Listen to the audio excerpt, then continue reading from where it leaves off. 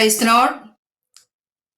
ഉത്തമഗീതം 3-ാം അധ്യായം 1 മുതൽ 11 വരെയുള്ള തിരുവചനങ്ങൾ. രാത്രി സമയത്ത് എന്റെ കിടക്കയിൽ ഞാൻ എന്റെ പ്രാണപ്രിയനെ അന്വേഷിച്ചു. ഞാൻ അവനെ അന്വേഷിച്ചു, കണ്ടില്ല താനും. ഞാൻ എഴുന്നേറ്റ് നഗരത്തിൽ സഞ്ചരിച്ചു. വീഥികളിലും വിശാല സ്ഥലങ്ങളിലും എന്റെ പ്രാണപ്രിയനെ അന്വേഷിക്കുമെന്ന് ഞാൻ പറഞ്ഞു. ഞാൻ അവനെ അന്വേഷിച്ചു, കണ്ടില്ല താനും. നഗരത്തിൽ സഞ്ചരിക്കുന്ന കാവൽക്കാർ എന്നെ കണ്ടു. എന്റെ പ്രാണപ്രിയനെ കണ്ടുവോ എന്ന് ഞാൻ അവരോട് ചോദിച്ചു.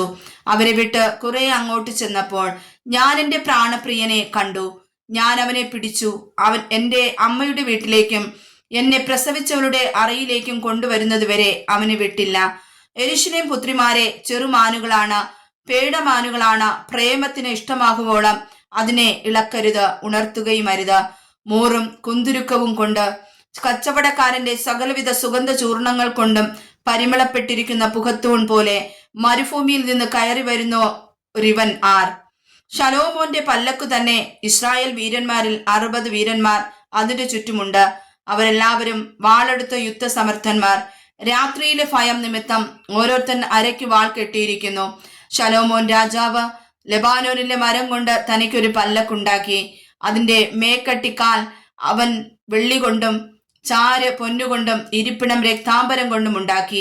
അതിന്റെ അന്തർഭാഗം യെരൂശലേം പുത്രിമാരുടെ പ്രേമം കൊണ്ട് വിചിത്ര ഖചിതമായിരിക്കുന്നു. സിയോൻ പുത്രിമാരെ, നിങ്ങൾ പുറപ്പെട്ടു ചെന്ന് ശലോമോൻ രാജാവിനെ അവന്റെ കല്യാണ ദിവസത്തിൽ, അവന്റെ ഹൃദയത്തിന്റെ ആനന്ദ ദിവസത്തിൽ തന്നെ അവന്റെ അമ്മ അവന് ധരിപ്പിച്ച കിരീടത്തോടുകൂടെ കാൺമീൻ. വായിച്ചതായ തിരുവചനങ്ങളാൽ കർത്താവ് നമ്മെ അനുഗ്രഹിക്കുമാറാകട്ടെ. ആമേൻ.